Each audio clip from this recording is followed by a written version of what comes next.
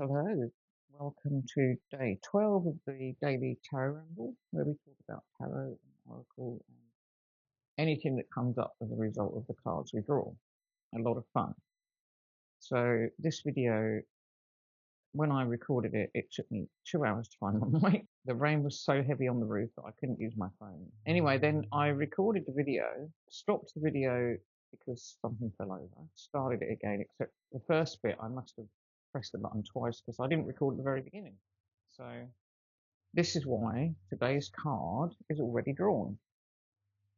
So this is, today we got Temperance, which is Marianne Moore, an American poet that I didn't really know much about or anything really, but having now read what the book said about her, I'm pretty impressed with her.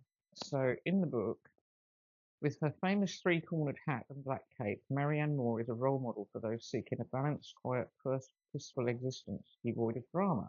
And I love the sound of that. Moore's poetry is a study in precise language, keen observation, classic allusions, with no sentimentality nor emotionalism. When Moore appears, you are invited to look at your creativity in terms of balance, the blending of opposites, moderation, and how you cooperate with others. In addition to her disciplined lifestyle, Moore was admired for being an old-fashioned woman who sought out the company of avant-garde artists. This card is concerned with how calmness and centeredness can trump anxiety and stress. Perhaps the act of writing or creating art is meditative, bringing serenity and a sense of well-being to your otherwise hectic life. Write a poem or create a piece of art that merges two opposite styles or themes. Take note of how harmonious your relationships are with other writers and artists, and consider participating in a cross-discipline project: poetry and painting, sculpture and dance, tarot and poetry. Ask yourself if some of my stress is a result of not having a clear vision of my goals.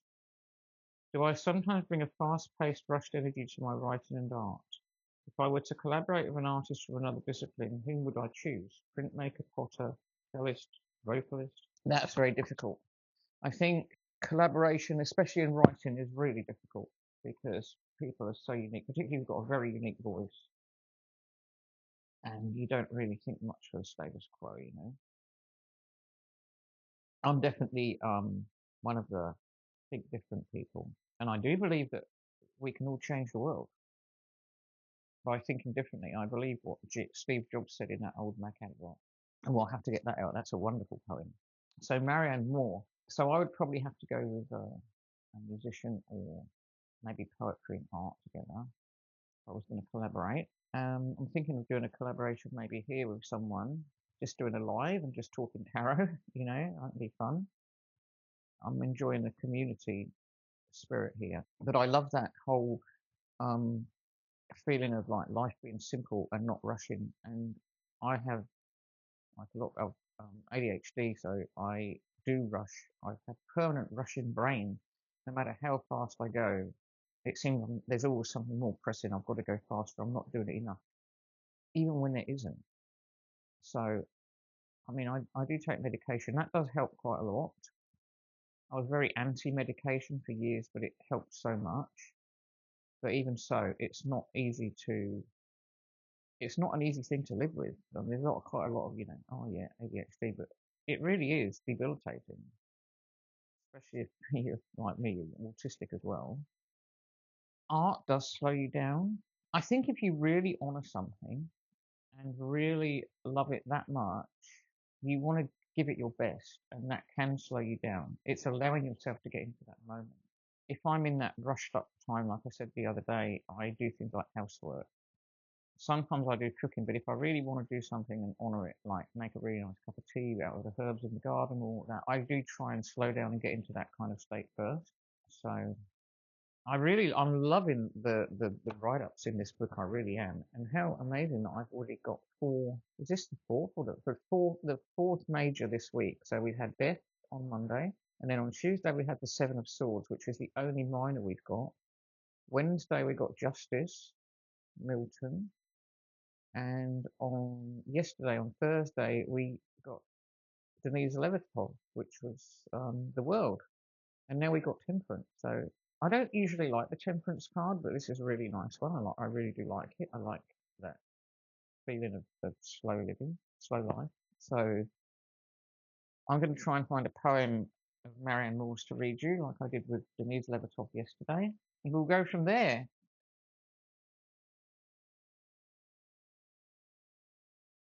Okay, I've looked up Marianne Moore, and I don't know if you'll be able to see it. I'll see if I can put a photograph of her. Can you see that? That's probably not going to be able to be seen. It's probably going to be all blurry and horrible. She was born in 1887 to 1972, a modernist poet.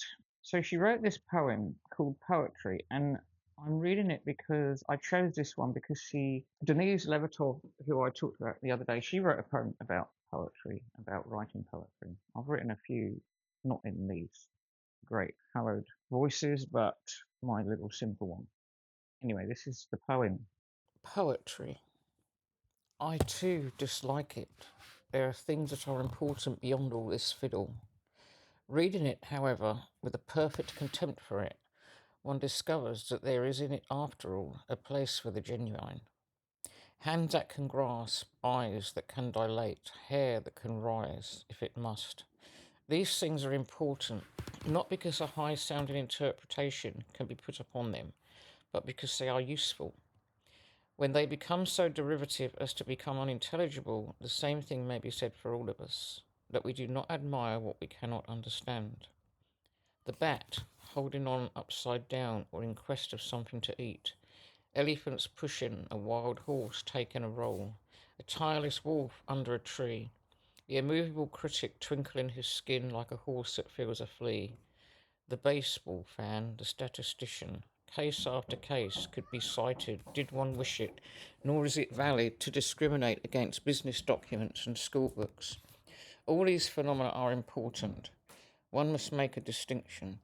However, when dragged into prominence by half-poets, the result is not poetry. The autocrats among us can be literalists of the imagination, above insolence and triviality, and can present for inspection imaginary gardens with real toads in them. Shall we have it? In the meantime, if you demand on the one hand, in defiance of their opinion, the raw material of poetry in all its rawness, and that which is on the other hand genuine, then you are interested in poetry. I didn't read that very well, but it's hard when you haven't read a poem before to read it aloud without practicing. And because this is kind of off the cuff, I don't get to practice. But that poem, I think I do know what she's talking about. I think she is talking about the line about the imaginary gardens with real toads. It makes me think about when you write poetry or stories or anything. I think there has to be something concrete for people to hold on to, um, something real. I'm trying to come up with an example. Um, okay, say someone's describing the sea and they're writing a poem about a broken heart or something, and they just bring the sea into it because water represents emotions to a lot of people, and they say, oh, and they're walking along in the crystalline sea. Now, there's nothing concrete there. Okay, the sea is kind of concrete, but the sea can be lots of different things. It can be raging or angry or calm. But if you said walking along the sea with its surface like shattered glass, that brings something real, something sharp, something that can hurt and cut you. I don't know if that makes sense, but I think that is kind of part of what she's saying. I mean, I could be wrong, but there we go. I'm definitely going to look deeper into that because I love it. I'm a geek. So let's find another one. A jellyfish. Visible, invisible, a fluctuating charm, an amber-coloured amethyst. Inhabits it your arm, approaches and it opens and it closes. You have meant to catch it, and it shrivels. You abandon your intent. It opens and it closes, and you reach for it. The blue surrounding it grows cloudy, and it floats away from you. I really like the way that she uses the line breaks in her poem, but I'll read it again. A jellyfish, visible, invisible, a fluctuating charm, an amber-coloured amethyst inhabits it. Your arm approaches and it opens and it closes. You have meant to catch it and it shrivels. You abandon your intent. It opens and it closes and you reach for it. The blue surrounding it grows cloudy and it floats away from you. You can kind of, she's really got that hesitation, and the way we are with nature, like you can be a bit afraid of it and you're not quite sure. And I don't know, it's beautiful. It really is a stunning poem. I like it.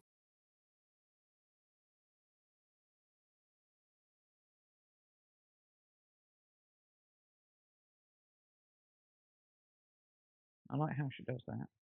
But I need to learn more about the one about poetry because I do like that. I do like delving into these things. So Marianne Moore, a new one to me. So I've known all the others so far. I mean, I don't know much about Milton. I never studied Milton, really.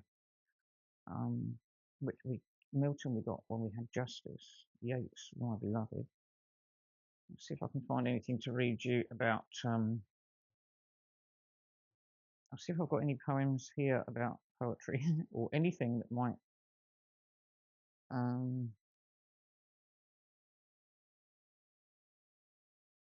that might be that I can read as I'm getting brave in my old age.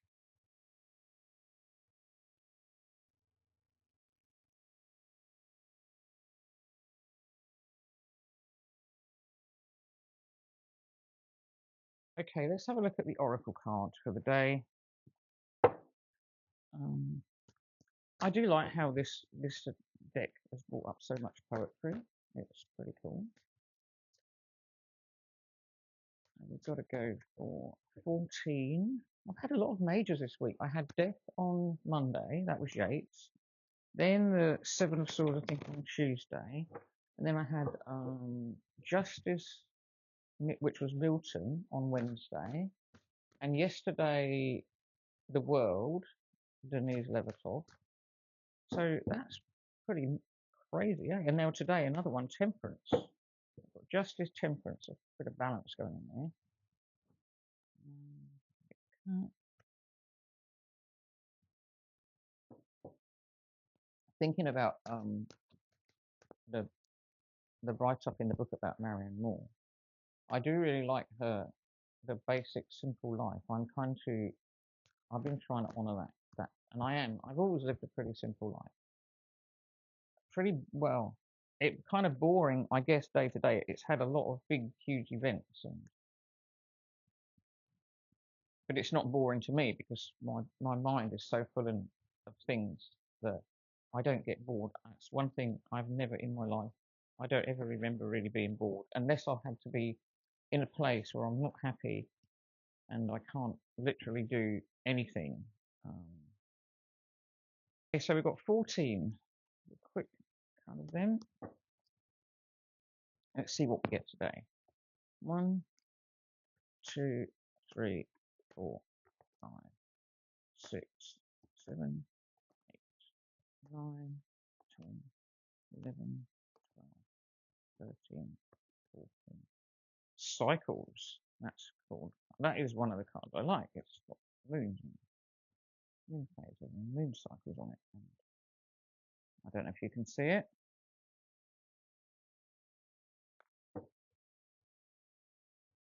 I will try and work on this setup. It's been really busy lately. I'd had to do garden stuff, and then I had to building things, and I've been trying to work this stuff out, and I've got my job. I want to do a cooking video. My daughter made a really cool one the other day. Made these almond cookies, and the video she made was amazing.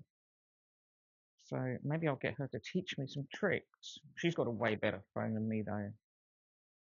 So cycles, moon cycles, and all kinds of cycles in our lives. There's definitely more. I definitely have mood cycles with the up and down, and how once you know the pattern, it's kind of like um, the wheel of fortune, number 10. When you know the pattern and you can accept it, it's so much easier because you know, to roll with the ball, to roll with it, and rather than be stuck, because there's always some little tiny bit of momentum, even when it feels like there isn't. And it's a very layered lesson. I realise that more and more recently. And I think once you accept something, you kind of really ramp up your understanding of it hugely. And acceptance is something that's so important of every situation, because you cannot deal with anything until you accept it. And that's a lot of, it takes a lot of doing. You can tell yourself you have, but you actually haven't. I mean, I was in denial, accepting things for years until just recently. And even now, I sometimes think it's still not actually fully accepted in the whole of me. There's a bit in my subconscious still that does not accept it. So cycles, what goes around comes around, is the message of the symbol of cycles. The moon goes from new to full in cycles that repeat each month. Whatever you are planning to do or to reveal by asking your question will be revisited in other circumstances. Be clear about your actions. You will surely meet this experience again. Remember, what goes around comes around. Like the moon that revolves around the planet, the energy that you express in your next action will orbit around you. Make sure it's a good one. Well, this is so true. I mean, it's simple, but it's kind of cool when you think about layers and like learning. I know I go on about a lot about learning. Learning, it's kind of layer thing, and you kind of don't grasp a concept, and then you go around to the next bit, and then you get it a bit more. And I was talking to Dawn about astrology, how astrology is a very complex thing to learn, and you have to do it in layers. I've been doing it for years and years, and well, since I was a child. My mum was into astrology, and then it was very simple, you know, like you knew your sign, and um, they had the horoscope in the daily paper. But because I'd also gotten into tarot quite young, and that kind of hidden side of life, I went deeper into it. So I found out about my sign. I think we had that book, you know, that one, Linda Goodman's Sun Signs, and every time I learned about it, you learn a bit more. I might do a little astrology ramble as well at some point, where, you know, going through the different layers and stages. But I think it's a really cool thing to know that there are lots of different cycles, like cycles in the garden, cycles of the seasons. You know, it's coming up for Ostara here, and that is a struggle for me. I really struggle with the coming of spring, because I love the autumn and winter and the dark. The light is something I dread, and I've got to stop doing that because it's ridiculous. I'm quite happy that I'm going to be stealing some winter from the other half of the planet this in this southern hemisphere summer. That is kind of cool. So yeah. Well, as I said, this video is almost a day late, but I have made a video every day, and it was delayed more because I lost my mic. So I'm gonna let it go now, and I will be back very soon with day 13, which is pretty much almost here. I was going to see if I could find well, Marianne wrote poetry a lot about animals and nature. Denise Levertov wrote about nature too. I was trying to think of an animal one I had, and then I remembered the card we got the other day, Raven, Rigid, the oracle card standing on the wall, and it made me think of my phobia. And I have really tried to overcome it, because I actually love birds and love watching them, and I love corvids. And the last time I was in England, well, every time I've been there, I liked the crows. I like to feed them and watch them, and I kind of communicate with them.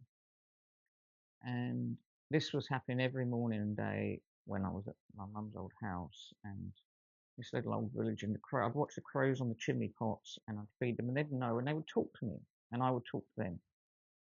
And one day, one left me a gift which I did not want, but I appreciated the thought, so the gesture.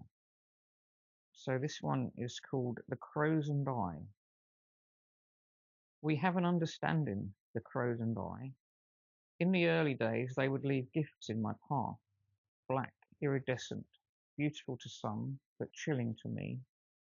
A corvid lover, cursed with pteronophobia. I tell my raucous friends I don't need the gifts, just communication. To feed them is my privilege.